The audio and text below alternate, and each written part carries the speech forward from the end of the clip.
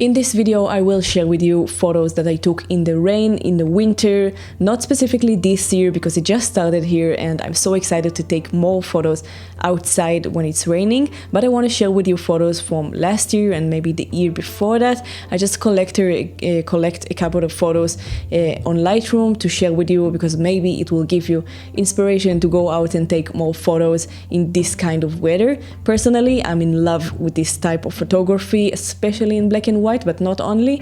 And I went to Lightroom search for rain photos. I have a search line over here on the top, and I just went to past winters and collect a couple of photos that I liked. And let's just get started and went over them with the settings I use and everything that went through my mind when I took them.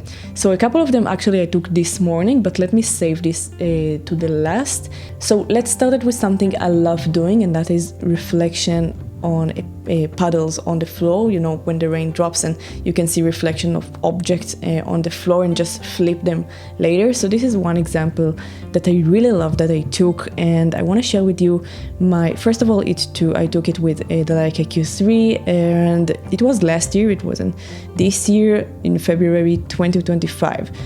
So let me show you the original photo that I took. Okay, so this was the original photo. I looked over here, and I think that if I would take it today, I'm actually I would try to go closer to the bench itself and take more like a big portion of this reflection.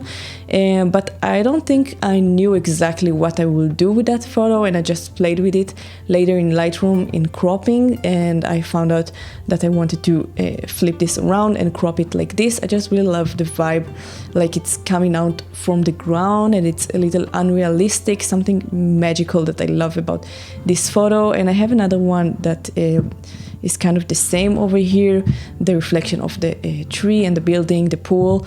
The original photo was a little bit bigger, and you can see I turned it upside down. This was the original one, and then I just flipped it. So I cropped it like this again. And I really love those kind of photography, especially when I convert the photo to black and white, because originally I took it in color. Also the bench one was in color, I believe. Yeah. No, it wasn't black and white. Sorry. No, color. Okay. So it also in color, you know what, it also can be nice like this, but I much prefer it in black and white because it just disappeared the dimension of this reflection. I think in color you can recognize faster that this is a puddle reflection, but maybe it's just me. Another thing that I like to do, I really like abstract photography, and I love photos that feel a little bit unrealistic, and I think that reflection like this with much cropping on the photo, I showed this photo many times before, I just really love it with the geometry over here. And this is a really cropped out photo from the Ricoh GR3 or 3X, sorry. This was the original shot. Crazy how much I cropped it, maybe too much if you see it on a big screen, but it's the Ricoh GR3X, but I just love the result. And I saw this pigeon over here. I thought I would take the whole photo and I wouldn't crop it at all, but again, I just love cropping later in Lightroom and try to play with the photo to get something else. This is what I got. Love this photo, the same as this one. Also took last year and I cropped it heavily. This was the original shot, and then I just crop it like this. And I think what I love the most about this one is, although I cropped it a lot and also in black and white, and I think my ISO here was very high. Let's see. No, okay, sorry, it was 100, not that high, 1/250 of a second, f2.8, that's why it's so blurry, because I wasn't focusing on that scene. But there is something really very emotional about that photo that I love, especially that the gray is all the way over the top of the photo and the white specifically on the bottom, which is different from what we used to see like on the top and bottom of outside sky. And just those two birds over there just looking on the top. I don't know how to explain that. I don't want to just narrate the scene, but I just feel a lot of emotions when I look at this photo, and I'm really glad I captured that. And I remember I was on crossing the street and I didn't want to take my camera out, but I just saw a nice scene unrelated to the birds. I couldn't plan this in advance, but I just figured I will snap focus on something and take a photo over there. Also, it was in color, and then I convert it. Oh, I don't know why I don't have the original photo here, but you have to trust me. So there is that. Another photo that I really like was actually a colored one. This one that I took near the port, an examination of umbrellas, and I just wanted to mention here that umbrellas are always nice in rain photography, in winter photography. It's just adding extra layer of story into your scene.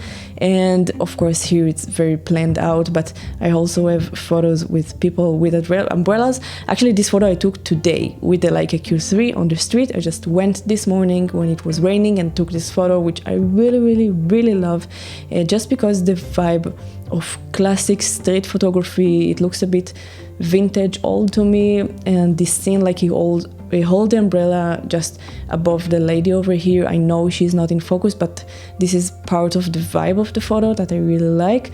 And it's not one of my best photos, but I really I can look at this photo for longer than a couple of seconds and like investigate it, and that means for me that's a good photo, at least to keep it. And let me show you another one that I took today actually and cropped later is this one. I like to find like a dark scene that frames my composition, and then just look for a brighter one area inside. And because there are a lot of clouds in the sky, it just let me to take a direct photo of the sky without being overexposed. This is 1/250 of a second, f5.6, ISO 100, and I just love this photo. Not that much, but I think it's nice. And this is from the same photo actually. Like this was the before and the after crop. Something very simple, clean about this one. Again, not my best work, but I just took it today and I wanted to share with you.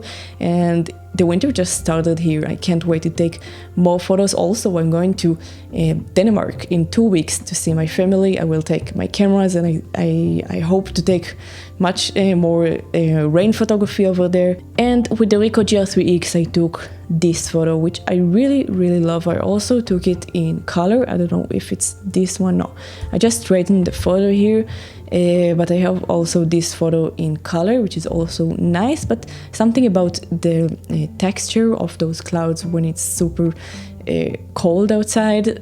Just, you see this photo and you immediately see the scene there, and you can feel, me personally at least, I feel like I'm there and I know the weather and I know how I feel. And very moody photo. I just love photo, like a big frame photography with half clouds and half just clean floor. I just love those types of photos, so I wanted to show you that. Also, lots of reflections, like this one I took with the Ricoh GR3X last year from my car actually, and it was raining on my window, and the Ricoh is the only camera that I can take photos in red light when I'm going with my car, so I figured I will just take photos of the rain on my glass, like on the window, and this is one of the things that I took. Really love this photo. Didn't edit it at all, maybe just cropped it. Let's see. Yeah, okay, so that's good. I have the whole scenario over here. I actually took a photo of the left mirror that I had, and then I cropped it later, and this is the result. I think it's cool. Okay, next, some maybe interesting photo, because I took this photo, if you want to guess with which camera, and I actually took it with my previous iPhone, my iPhone 13 Pro Max. And actually it's funny to see the settings over here. I don't think it's really correct, like the shutter speed 1/35, aperture, I don't know, it looks weird when it's from the iPhone. I don't know how to compare it to regular cameras, but you can see the reflection inside. It was like a bar celebrating Christmas, and the light inside. And because it was so hot on the inside, you could just see this vibe on the glass that you can see actually anywhere if you go outside in this kind of weather. So just look for those type of situations. When you isolate the window, then everything looks so much majestic and dreamy. And I'm happy I had my phone with me because I didn't have my camera. I think this one is also took with my iPhone, that's why I put it here. Let me see. Yeah, it's actually from my current cell phone, my iPhone 16 Pro, which I love, and I took it in black and white. I think I just cropped it a little bit. Yeah, not even that. I just left it like this and converted to black and white because I think the clouds in black and white look so like high texture, a dreamy vibe, and this whole scenario just looks from a scene in a movie, and I liked it.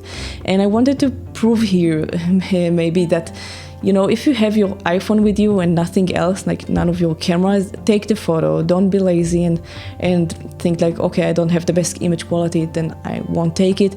Just take a photo with your phone and then try to save it later in Lightroom, maybe change the colors a little bit or crop it. I think you can save a lot. And I always use my phone when I don't have my cameras with me.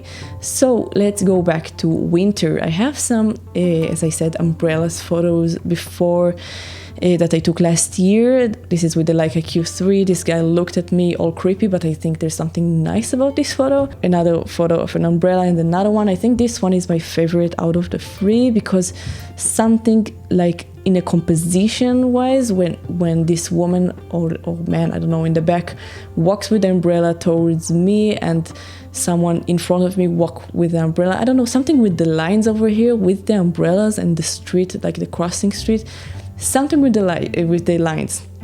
That's my point. It's very, very appealing, and the fact that it's raining outside and everything is wet, just adding texture, that I don't know, I'm really drawn to that photo specifically. Also, we can always go to macro photography and try to capture dots of rain, like drops of rain that going on benches, on leaves, stuff like that.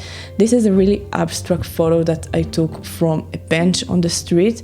If I'll show you the original photo, you will see how much I put an effort into that. No, actually I don't have the complete scene here because I already came close with the camera itself, with the Leica Q3. But it is a space between a bench, a tree that make the bench. Sorry for this explanation. And if you go on the street and just look for little drops of rain after it rains outside, you can really get great macro shots, especially if you have a macro mode on your camera. So I took that in that mode, and also some nice reflections on bigger pools, bigger rivers that go bigger as it rains, and just take advantage of the clean colors outside. This is actually a very fun photo that I played with recently. I took it I think 2 years ago, something like that, with 2022, like 3 years ago, and I took it like that. This was the original photo. I think it's great. I love the colors here. I edited with my Lightroom presets, and I cropped it later, just a couple of nights ago, because I started to do a lot of ICM photography, abstract photography recently, and I try to find photos in my previous photos that I can convert to something more interesting and appealing to me. So this is what I came with, also in the winter. And some photos here that I wanted to share how much my editing style have changed in the last couple of years, because I saw this one specifically and I thought to myself, what was I thinking? Why is this leaf so radioactive, and why did I edit it this way? This was the original photo. I took it with my old Canon, I think. No, with Fuji X-T30, and I don't know why I edited so harshly, and I wanted to put it here just to fix it and put it one of my natural Lightroom preset on. I think I like this vibe of the fade. Is the most unrealistic one out of everything I have, but the natural or the fade one, let's keep it at the fade one. If you don't know, my presets are collected with 10 presets, including two black and white one that are very natural, very not heavily edit the photo, and I personally use them because this is what I like to put on my photos and make everything look pretty much the same. I offer to sell them in my website if you want to check this out. It also helps me and my channel a lot.